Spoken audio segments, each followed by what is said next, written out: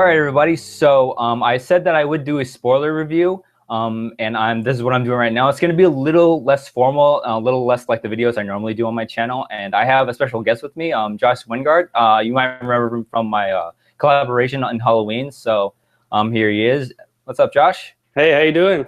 All right. So we're just big warning. Have not seen The Force Awakens? Go see it. Do not watch this video. It's going to be very spoiler heavy. As the title. Talking about everything. Yeah, talking about everything. Good.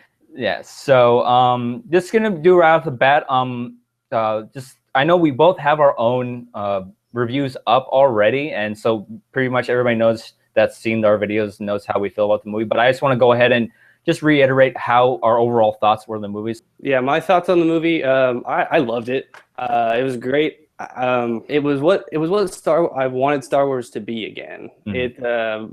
It felt like Star Wars. I've already done a review on it. I went through a lot of it, but it had the atmosphere of Star Wars. It had the characters of Star Wars. It was action packed. It was well paced. It was everything I wanted it to be. I couldn't really ask for a better start to a new trilogy. Yeah, I pretty much felt the same way. I did my initial reaction video, and I said I loved it. Every time I've seen this movie 3 times, and every time I've watched it, I've loved it even more. It is pretty much the same feeling. It's everything that I wanted the new Star Wars movie to be. All my concerns were sort of like, punched into the ground, because I had a couple of concerns going into the film that it'd be relying too much on nostalgia. It didn't do that for me. Yeah. But I had a couple of problems with it. We'll get into that later. But overall, I absolutely love the film. I love the characters. I love the storyline.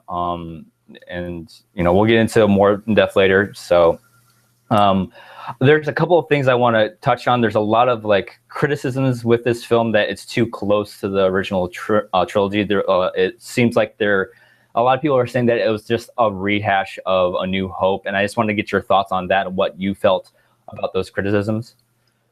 I definitely understand what they're saying, and I do feel that just a little bit, maybe, especially towards the third act, maybe it parallels it a little too closely.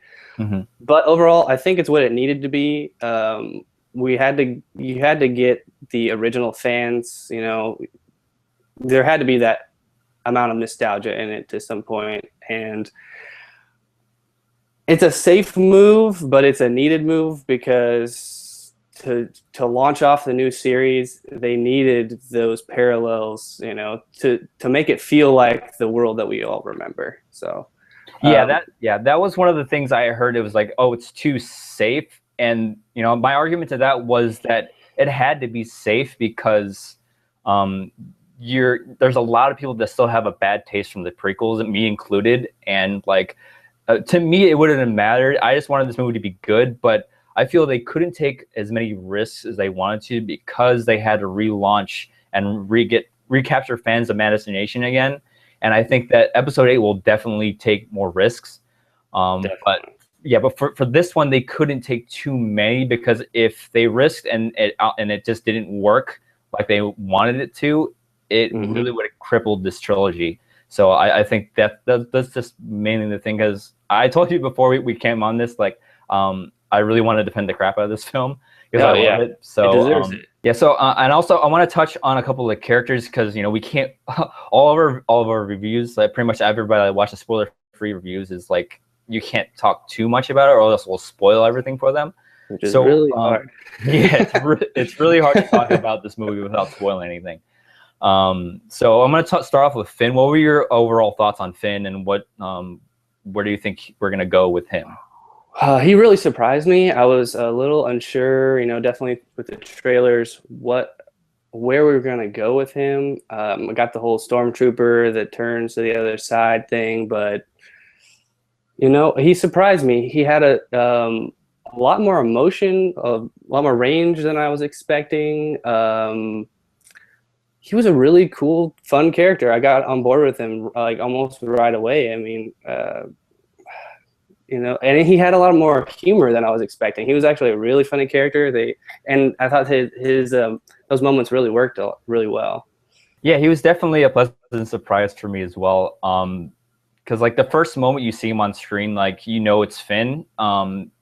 and like his switch, like when he switches to when they like that once Stormtrooper brushes his face and they get the blood and then he like sort of snaps out of it. At first that was a little like sudden for me, but then later on, like when he's talking to Rey, he's like, "Oh, it was my first battle." I'm like, "Oh, okay." So he's never really seen battle before, and that really like scarred him. So I think that's when I accepted him switching, because like throughout the movie I was like, I don't see why he would switch like so suddenly. And then when he's talking to Rey, it's like, "Oh, it's my first battle," and I decided right then and there, and like, yeah, I can totally buy that on board. But I also agree, like he was a very fun character. Like when he's in a TIE fighter with Poe Dameron, and like he's shooting the guns, he's like, "Oh my god, did you see that? Did you see that?" I'm like, that's the I was just cheering the whole time. I mean, it was great. Yeah, and like you get a lot of those moments from him. The whole like having fun with Star Wars. That was one of the things I loved about this movie. It was fun. It was just so much fun. They totally did like a 180 on me. Like I thought he was going to be the Jedi, and like I always thought from all the trailers and everything that we're going to get an army of Jedi. But like I like that they're not going that way, and they're only having Rey be the Jedi. And we'll get into her character a little bit later. But like from all the trailers, he's the one like holding a lightsaber. He's the one fighting with a lightsaber. So I'm like, okay, this guy's going to be our next Jedi. And then it's like he fights Kylo Ren. It's like, okay, and you get this feeling throughout the entire film. It's like he's not in tune with the Force at all. He is not Force sensitive at all. And you get that joke with him and Han Solo. It's like, "Hey, Han Solo, we'll use the Force." And Solo's like, that was great. Like, that's not how the Force works. So much fun. You got a total different feel from it than I did. I know I saw him with the lightsaber in the trailer, but he looked scared as crap. I mean, like when Kylo Ren's coming at him, so I was like, I don't think this is the guy. I figured it was going to be Rey, but that's interesting. Oh yeah, and another character that I absolutely like, I wanted to see more of this character was Poe Dameron. I know everybody's like, I wanted more of Poe Dameron. We didn't get enough of Poe Dameron. What was your thoughts on his character? For the amount of screen time he had, he was my favorite character. I absolutely loved him. I think there was a reason that he launched off that movie. Oscar Isaac is a little bit more of an established actor. I love him as an actor, period. I mean, Ex Machina is still one of my favorite movies of the year, and he was fantastic in that movie. But yeah, his charm and everything in this movie, how just like badass of a pilot he was. I loved him all around. Yeah. And then when the TIE fighter crashes and they make you think that he's dead. I mean, if you watch the trailers, you knew he wasn't dead. Yeah. So that was kind of okay. But and then towards the end, I wanted to see a little bit more of him. He was flying the X-wing around and stuff, but especially that first.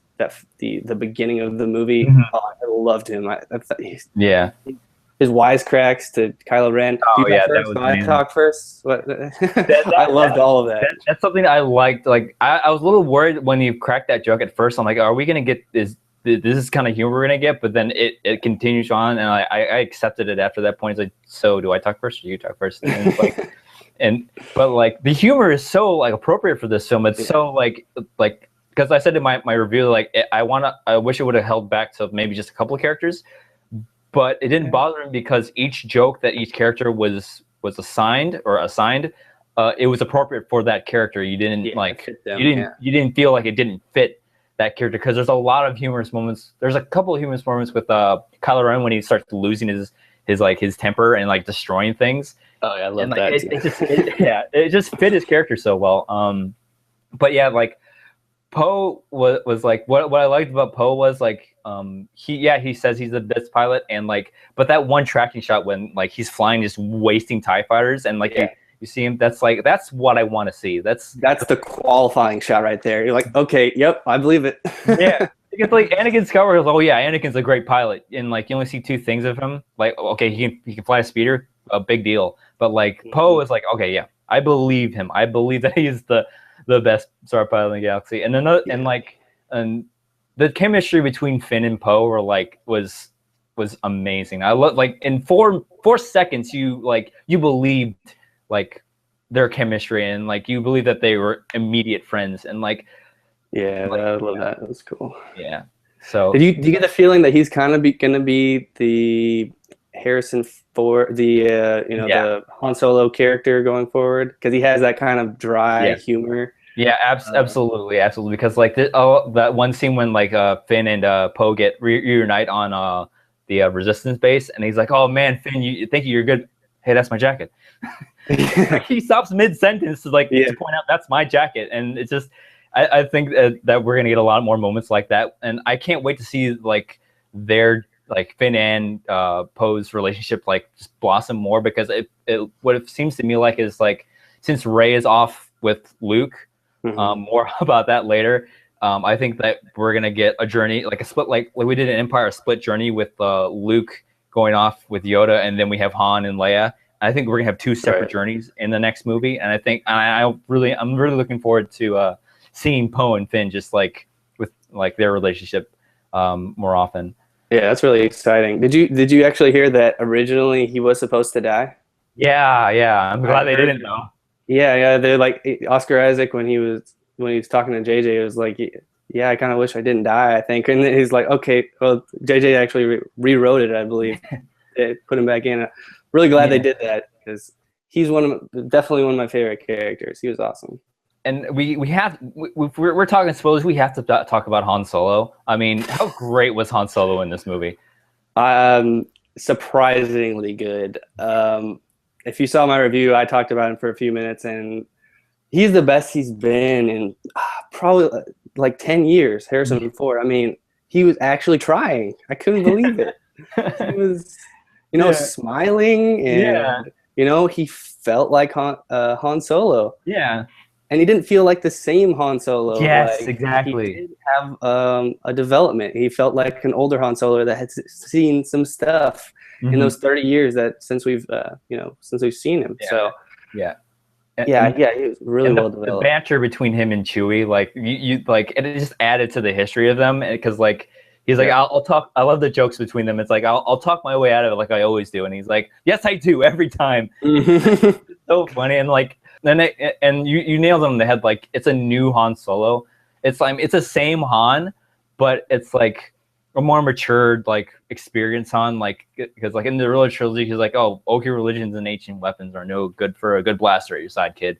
And it's like the whole like, I don't believe in the Force. But this Han Solo is like completely flipped, and he's like, yeah, the Force is a real thing, and I think it's because of something we're gonna get into later. It gave me chills when he said that the first time. Oh my gosh. Yeah. To see that arc, incredible. So incredible. Going into the film, you expect him to be with Leia, and everything's all true, and that's not the case. Right. And it's like they're separated, and something's happened between them that separates them. They go do what they're best at. He goes back to being a smuggler. She goes back to being a political, like, military leader. And it's just I really like the history you got between the two. Yeah. And it's all because of their son Kylo Ren. I mean, how much? Oh my God, that's one of the two biggest spoilers in this film is Kylo Ren is Han and Leia's kid, and he gets sent off to train with Luke and just turns on Luke. How much did you love Kylo Ren in this film? I absolutely loved Kylo Ren in this film. I loved him. I've heard people talking about that. Oh, he's whiny and stuff. No, he's a person. He's a young person. Like, I mean, he's still developing his powers and all this stuff. He doesn't, and in a way, he kind of felt like they didn't bring the prequels into this too much, but I felt like he kind of reminded me of Anakin. Yeah, like the way his temper was and everything. He definitely he can't control his rage and all those things. So he's definitely a young, he's not a Sith, but he's a Force user that doesn't fully, like, he's not honed his powers yet. Yeah. And that whole thing of him being whiny, I think that made him more relatable as a character. Like, this is a guy that he's not so in tune with the Force, and it sort of like plays into like the whole dark users, because like Sith like rely on their passions for their strength, and like this is like, and they don't like control their emotions as much as Jedi do. Like, Jedi are able to step back from a situation and be like, see the bigger picture, and like I think that his temper played into the like whole giving into your like passions of like just anger and things like that. And I think the biggest spoiler that any of us couldn't talk about when we were talking about Kylo Ren was the death of Han Solo. I mean, yeah. oh my God! Like, to talk about Kylo Ren for a second, kind of make it seem like he's fighting to go towards the light, but like he might have some sort of redemption later. But now he killed Han Solo. There is no redemption anymore. Yeah. Oh my gosh. And I think like one of the biggest reasons Han dies in this film is because it follows that theme throughout Star Wars films. Like every beginning of a trilogy, a mentor dies. And I said it in my speculation review because I thought Luke was going to die in this film, but we don't see enough of Luke. We don't see enough of Luke for him to do anything, because I thought, the wise Jedi mentor dies in every first film. Qui-Gon Jinn dies in episode 1. Obi-Wan Kenobi dies in episode 4. Right. And they sort of follow that with this one. Yep. Like the mentor does die, but it's not the mentor I thought. Yeah, definitely got the parallel. It's a lot of, it continues the parallels of A New Hope, definitely. He was Obi-Wan in this one.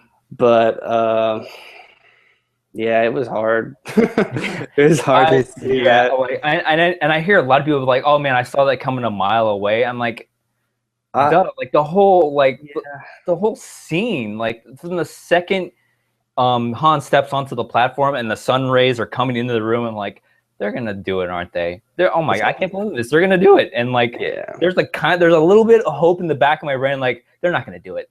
Han's gonna get away somehow. Yeah, they were gonna do it. I knew they were gonna do it. I mean, what were your thoughts on like how the scene was like just overall like constructed? Because that's one of my favorite scenes in the movie. It's not my favorite scene, but like just overall the way the scene played out, I absolutely loved. I liked that scene a lot. I do think it was a little bit telegraphed. As soon as he was down on the lower level and Kylo Ren walks by, I was like, okay, I know what's going to happen. I kind of saw it like, okay, yeah, it's going to go this way. Dang it. Yeah. But no, the scene itself was incredible, especially you got the sun being drained in the background. And then when it happens, when the sun goes out and it gets really dark in there, that was just perfect. Oh God, yeah. I guess I wanted to talk about it so much in my review, but I can't because like yeah, you can see it coming a mile away, but it's done so perfectly. Like, and I hear a lot of people like the Han shouldn't have gone out like that way. I'm like, is there any situation, any kind of way you can play the scene out where you would accept Han Solo dying? I'm like, nope. People are going to complain about that no matter what way it went down. So I know, it's like I think they're more upset about Han dying than the way he dies. And like, I think it's poetic. His son kills him because he's torn between the light and the dark. And throughout the entire scene, you see that because like half his face is in shadow and the other half of his face is in the light. And it's like, you can see he's physically torn between two sides. And I think this whole scene was about him choosing light or dark. And there's no bigger way for you to turn to the dark side than killing your father. I'm like, I hate you, Kylo Ren. I liked you up until you killed your own father. That was definitely the big turning point for him. I think he's not coming back from that one. And it was Adam Driver played him, right? Yeah, is that the actor's name? Yeah, Adam Driver. Really good, especially in that scene, because you can just see it in his face that he's struggling with it. He doesn't. It almost feels like, just through his expression, that maybe he's not going to do it just because he's struggling with it so much. And then when he asks him, I need you to help me with something, it does it. And then it gets dark in there and just feels totally, his face is black. And it's going down. Tough. Adam Driver did a really, really good job because like, just the subtleties in his face, especially the scene with him and Rey when he's interrogating her and he's trying to pull information out of the Force, and you see his face, like little twitches in his eyes, like, what's going on? Why can't I do this? And just subtle things like that I really like. I really like his performance for, because like after seeing the movie multiple times, like after Han falls into the pit and like it holds on his face, you can see him like sort of like switch from relief, and then for a split second you can see like, oh my God, what did I just do? And then it cuts. I'm like, That's just subtle things like that that I really enjoyed his performance in, and like. And I want to get to talking about my favorite character, because I know who your favorite character was. Kylo Ren. Other than Poe Dameron, Kylo Ren was definitely my favorite. He had the most screen time. Definitely my favorite character. Yeah. He was definitely one of my favorites. But my absolute favorite was Rey. She was great. Yeah, I really liked her. I heard some people saying that maybe it came a little bit too easier for her. Like she didn't have like any conflict. What do you think about that?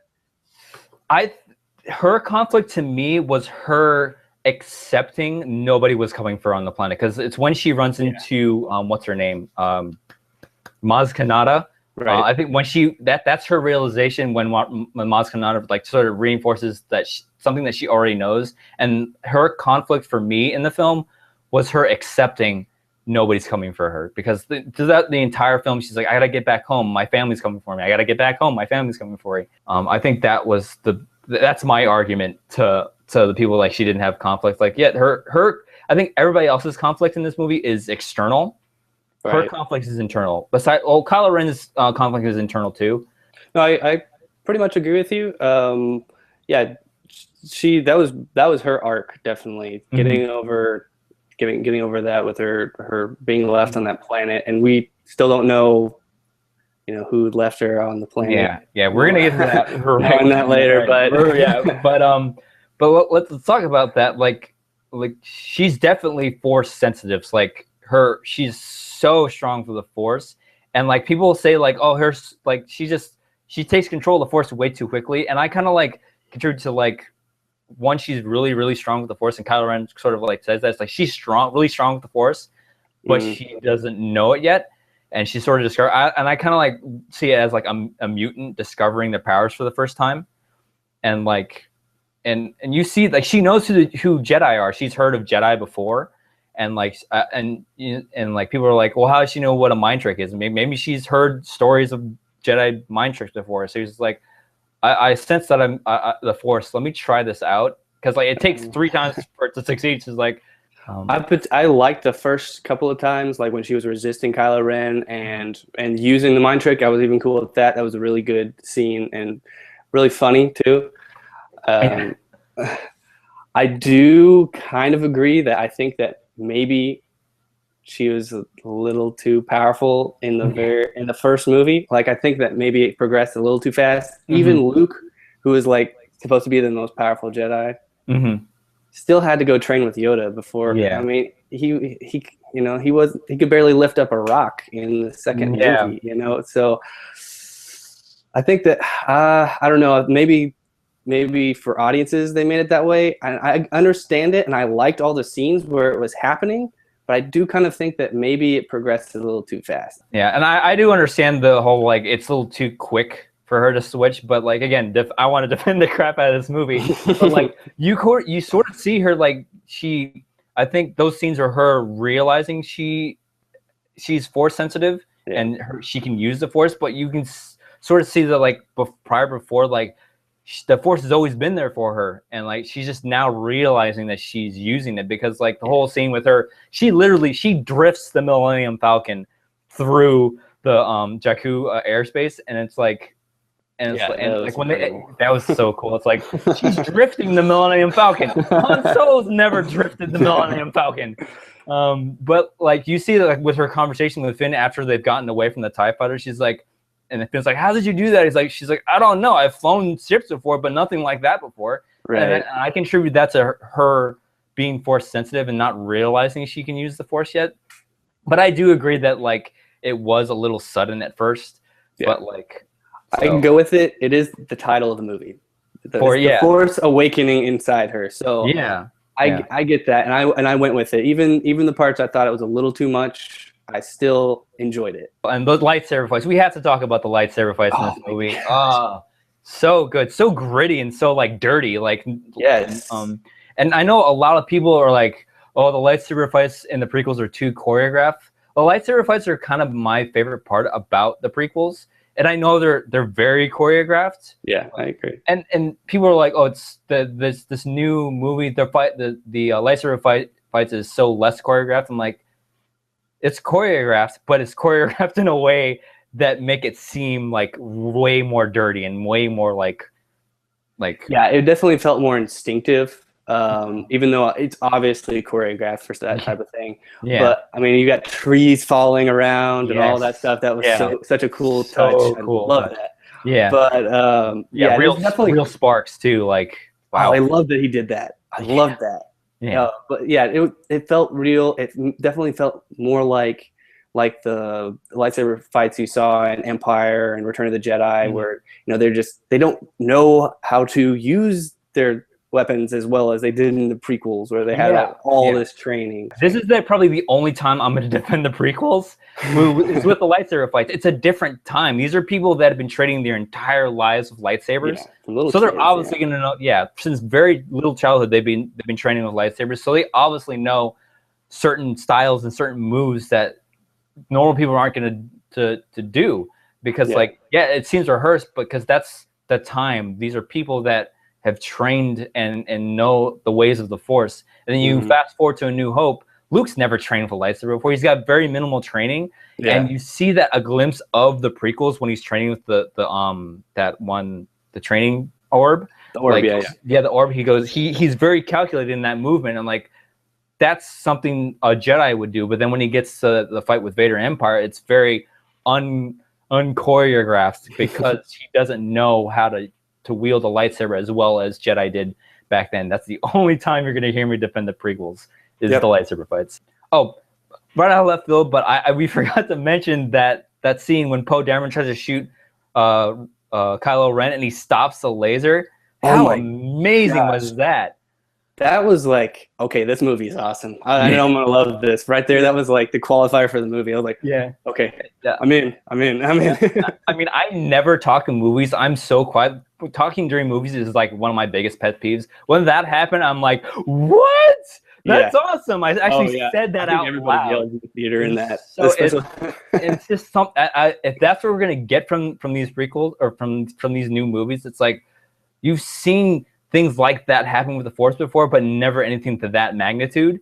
And it's just a great spin on Force using. And it's just it was so cool. Like I was so happy that they're paralleling the old movies, but they're bringing in things we haven't seen before. They're showing us stuff that has never been in another movie. Like that was by far my favorite part that they showed the Force in.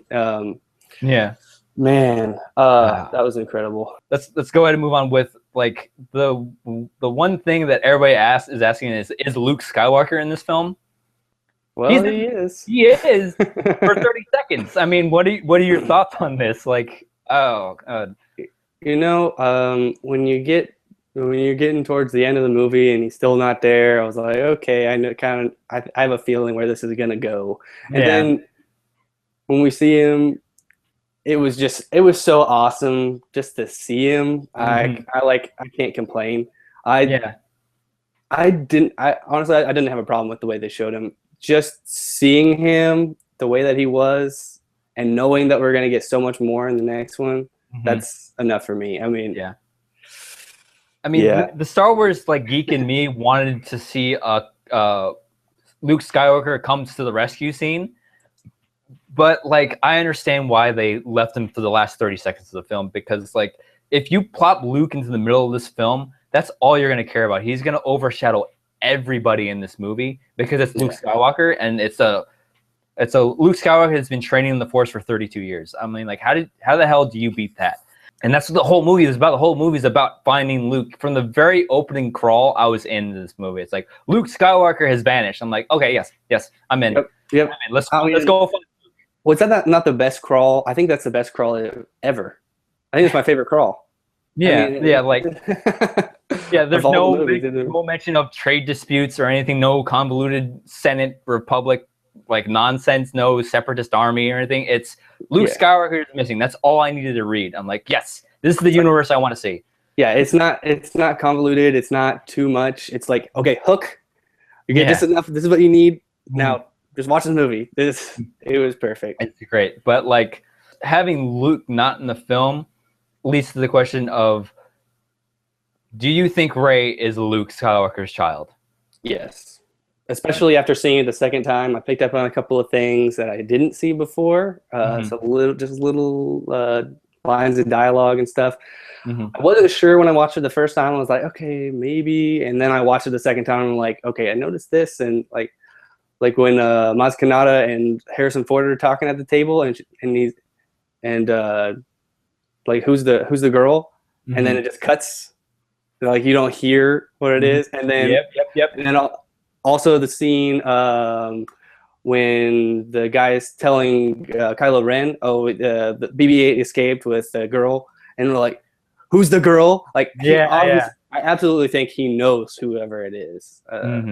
There's something there. Yeah, there's no doubt in my mind that she's a Skywalker of some kind. Yeah. There's so many rumors about who she is, but I'm 100% sure she's Luke's kid. I think so. And I think Leia, Han, and Ren may know to a certain extent.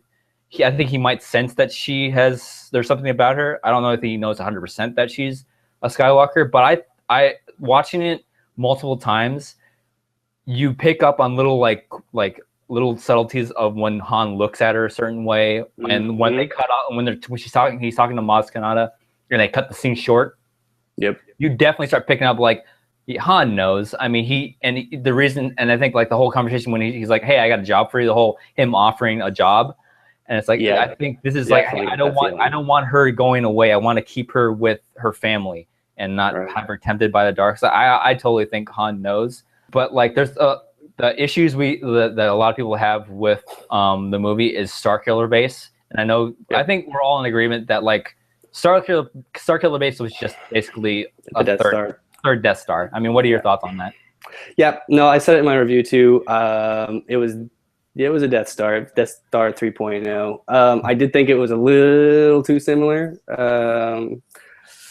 Yeah, I think I don't know. I wanted them to do something a little bit different, but when I saw the poster for it, I'm like, that looks like a Death Star. I think we're going down that path again. It didn't bother me too much. I'm glad that they didn't spend too much time on them actually, like the fighter pilots destroying it, because that would have just been a total rehash. They definitely focused more on the stuff that was happening on the planet. Yeah, not putting Rey in an X-wing and sending her out to destroy it. Yeah, no, I didn't want to see that. No, it was one of my minor problems with the movie. I love the joke behind it. It's like, oh, it's another Death Star, and Poe's like, no, this was the Death Star. This is Starkiller Base. and like even Han's like, oh, so it's bigger. Whoop-de-doo. I do like that joke, but I sort of touched that in my review. I specifically say it was Death Star or Starkiller Base, but like I do understand why it was in here, and I think we were talking about it earlier. It destroys a planet, and like I hear people like, what planet did they destroy? It's like it's pretty obvious that the planet that was destroyed was Coruscant, because they say, oh, we're going to destroy the Republic, and the only thing that we know from the movies that the Republic is Coruscant. Right. And the thing I agree with the destroying Coruscant is the Republic is supporting the Resistance, and that's how they get all their resources to fight the First Order. And I like that it's a political thing, that the Republic doesn't have its own army, and they fund the Resistance to do their fighting for them, because they don't want to be. It's a political thing, and it sort of stays in line with the movies. And destroying the Republic, it was Resistance First Order, but it's destroying the Republic when First Order Resistance now. So now we're back to that underdog story that we get from the previous the original trilogy. I definitely think it heightened the stakes for going forward. So I agree with that. It killed like 5 planets though. Did it say what the other 4 of those were? I've never seen planets like moons. To me, they're moons, because they're so close together in orbit that I think they're like moons, because moons in the Star Wars universe are also planets. Sure. Because like they refer to Endor as the moon, or the Devon base that in Episode 4 is like the moon on the far side, and it's like, that's a planet, that's not a moon. So I can see that. I can see, but like, do you think that it was Coruscant? Because I'm pretty sure it was Coruscant that they blew up. It definitely looked like it from that shot that they had on the planet. I don't remember them saying it, but Yeah. I'm gonna go watch it again anyway. Yeah, but another issue that I had with, I know we talked about it too, was R2D2 just waking up after all the action has happened. I mean, Yep. too convenient for me. Yeah, definitely is. It's kind of came out of nowhere. Mm-hmm. If they explain it later, I'll be okay with it. Mm-hmm. Like we were talking about it earlier. You know, you see Luke in that flashback touching R2D2. I think that's him shutting him down. So maybe by the same token, he can turn him back on. Yeah. Or maybe it had something to do with Rey being there, because that's the first time that Rey was close to him also. Yeah. No, I didn't realize that. So because she was with Kylo Ren when they went back there the first time. So I think maybe her being in the proximity could have triggered it. Yeah. I think my theory was that he senses Han dying, and some way through Force magic, he turns on R2D2. It's like, all right, they need me. My sister, my sister's love just died, and my best friend just died. The galaxy needs me, so he somehow turns R2D2 on through the Force, and like, okay, come and get me, please. So that's my theory. That makes sense. That makes sense. That or Rey's proximity, or even maybe his lightsaber's proximity could have triggered That's true something. too. Yeah, his lightsaber was close by too. Mm-hmm. So you never know. Oh, that feels like Luke. You know. Yeah. Wake up. Who knows? Oh, I sense Luke. Turn on, please. But... Yeah. I don't know. I can't remember if you mentioned it in your review, but Snoke. What did you think about Snoke? Snoke. Because I love Andy Serkis. Yeah. But I didn't like Snoke in this. And I was really scared when I saw him the first time. I was like, oh my gosh, we have to fight a giant? What's going on? And then, okay, it's a hologram. I was like so relieved when I saw that it was a hologram, but I thought I said it in my review, but I thought he kind of stuck out against all of the practical effects and stuff. So I think maybe once we see him in his true form, that it'll look better. Mm-hmm.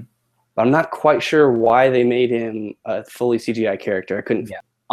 I think we're like in the next movie when we truly see him. Yeah, he'll be more attention will be paid to making him look better.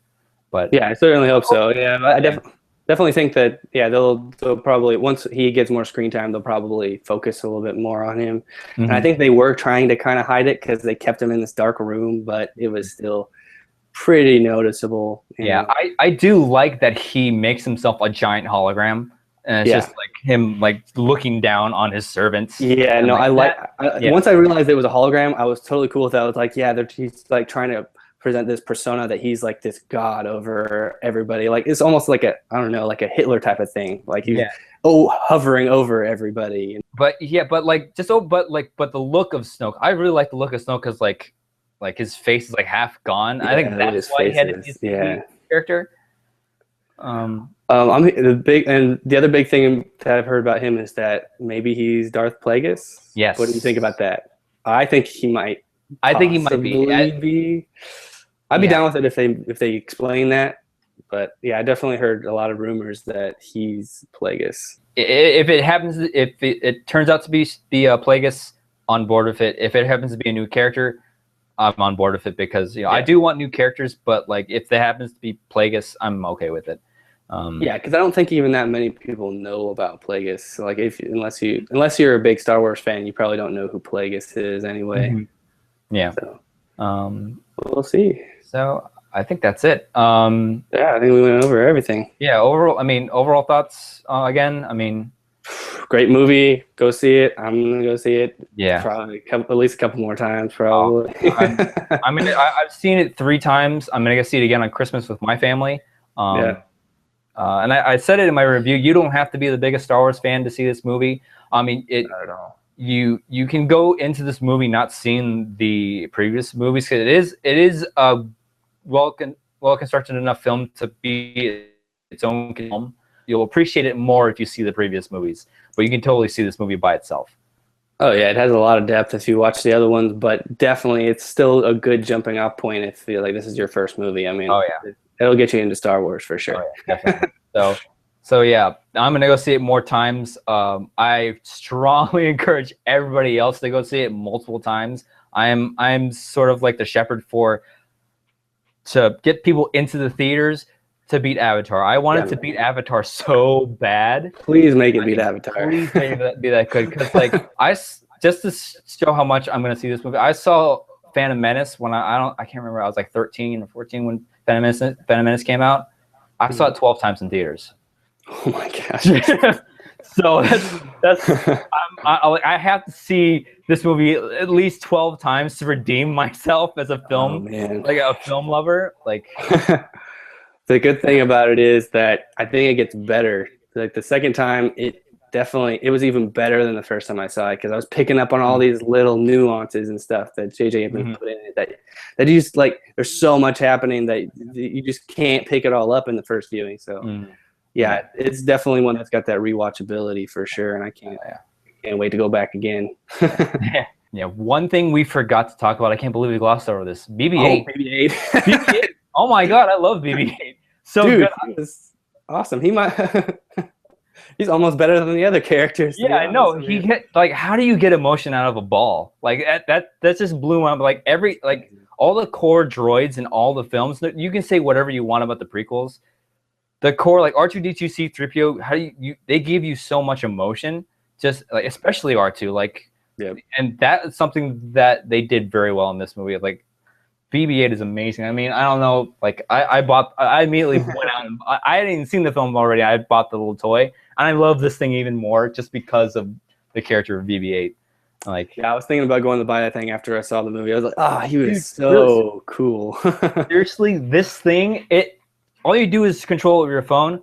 Hours of fun. So much fun. I love this thing. Yeah, no, he was incredible. I couldn't believe like how much character they gave him. Like, a little thumbs up with the torch. That was like that's probably the best moment of humor in the whole movie. Yeah. Fantastic. Yeah. So you're a small business owner like I am, or you just want to get your name out there with a great website, domain.com is everything you need to get you up and running. And if your name's already taken, they have plenty of tools to get you the right domain name. You can get a .com, a .net, and now they have .club. And I can help you save a little bit of money too. Just go to the link here and use the coupon code AFFNEW at checkout and save 15% on your new domain name. And remember, when you think domain names, think domain.com. So that was my spoiler-filled discussion with Josh Wingard. Thank you for those who sat through this entire video. I know it's a little different and a lot longer than most of the videos I make on my channel. I'll try to keep my videos down to a certain point, but I had a lot of fun discussing Star Wars with Josh. If you haven't already, go over to his channel and subscribe. I'll link his channel and his other social networks in my description. And I just wanted to again thank him for taking the time out of his busy schedule to spend an hour and just geek out with me about Star Wars. So if you enjoyed watching this video, click the thumbs up button and subscribe if you haven't already. I want to wish everybody a very Merry Christmas and Happy Holidays. And as always, thank you so much for watching. If you like this, you can click right here and see more videos. Bye, Andrew.